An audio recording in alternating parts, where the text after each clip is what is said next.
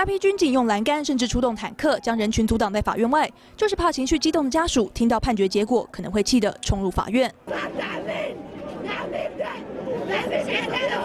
有的家属虚弱地倒在亲人旁，认为法院的判决根本没有道理。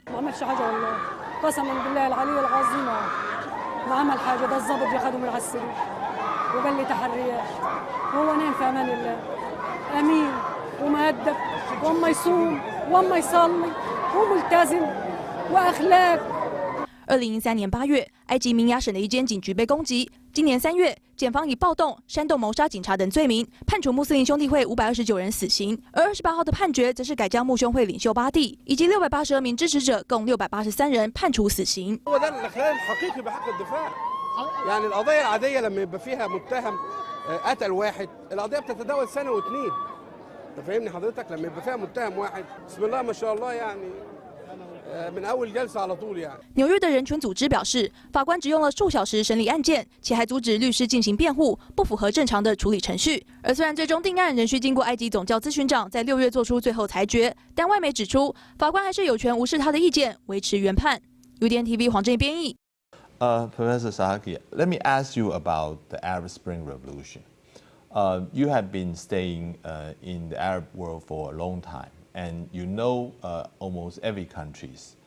But how come this revolution started only within 2 years? Even every country have been affected by this revolution. Yeah, 2 or 3 buses. You know. Why? What's the causes of this revolution? What's the main, most important causes do you think that have caused this revolution? And their dictatorship, their poorness, no job, unemployment problem, and state yet lack is very big. The wealthy people are very wealthy, and the poor is poor. The class, right? The class, and also education level also very big.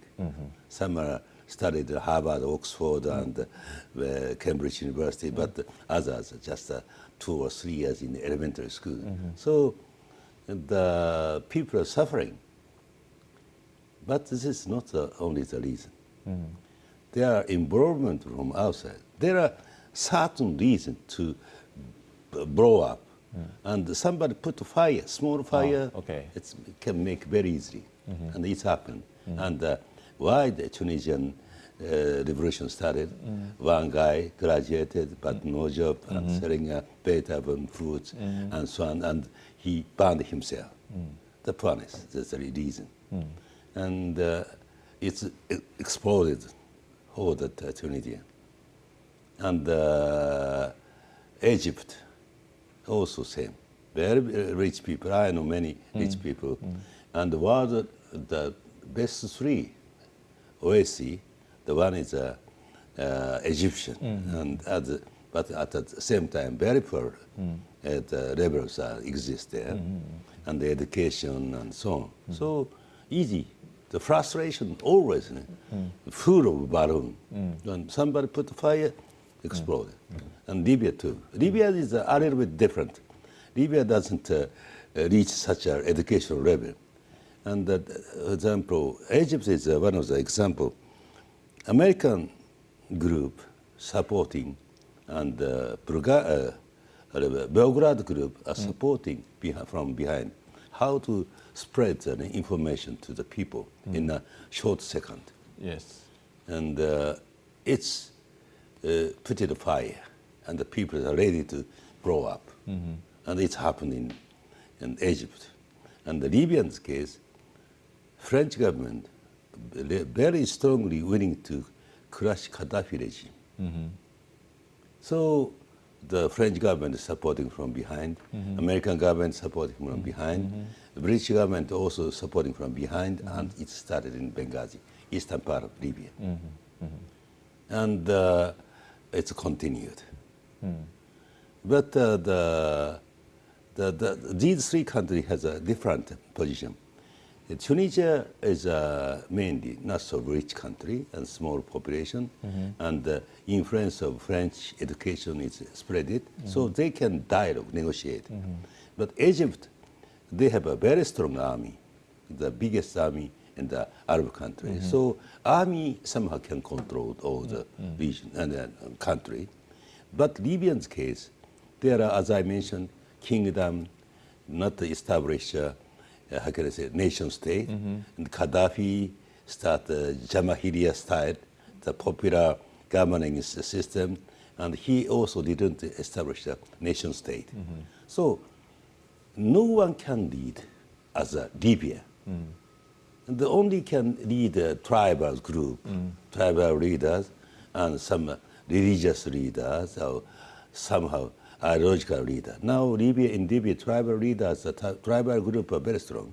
And another one is Muslim brothers, very strong, because they are moving systematic. But not so easy to unify the Libyan as a Libyan citizens.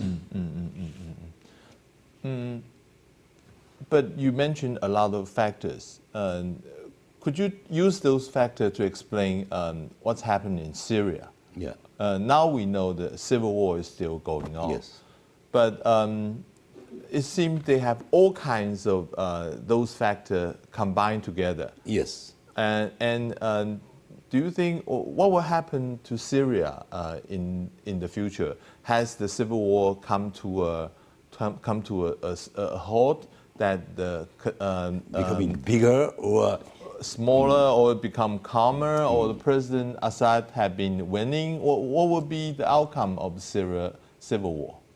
And first of all, I'd like to say the Arabian country consists by tribes, race, different religion, wealthy, and the degree of the life condition, and so on and so on. It's mean all Arabian society or country has a problem, inside a problem. And so they need a kind of dictator can control all the sectors. So like Saddam Hussein of Iraq, or Syrian Assad regime, or Gaddafi's regime, they are very strong power, and somebody say they are dictator. But a kind of dictator is needed.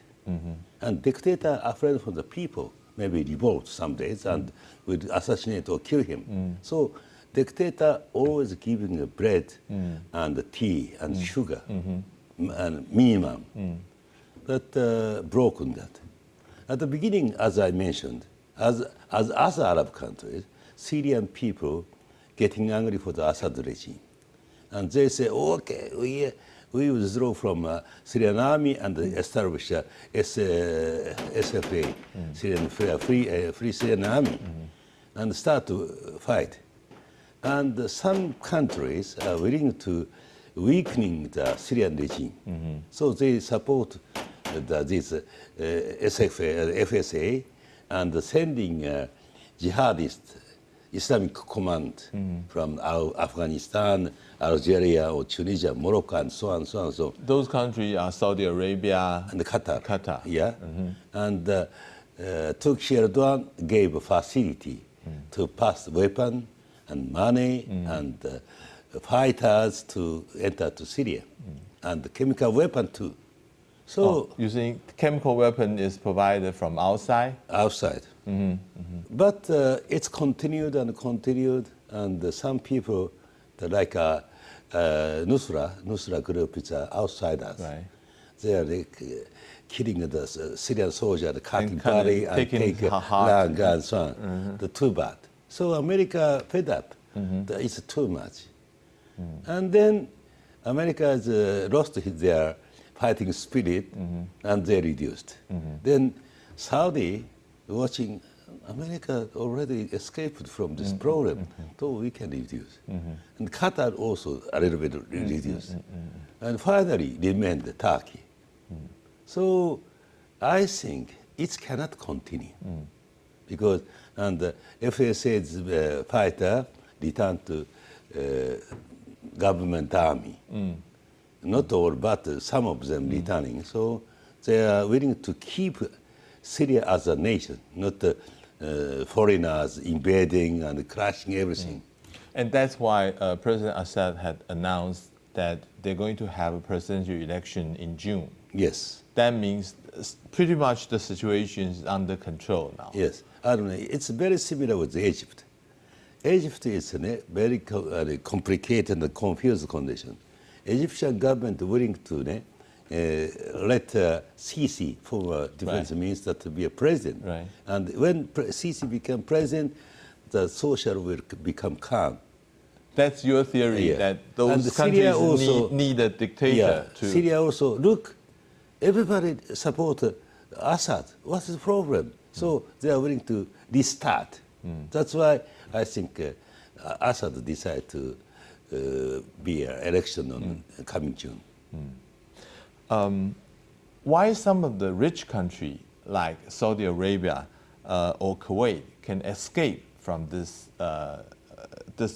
revolution? I mean, somehow they have remained their control, the old ruler. Well, why is that? I don't know. It's like a disease. Sick. If you're a wealthy family, you can go hospital. You can take good medicine.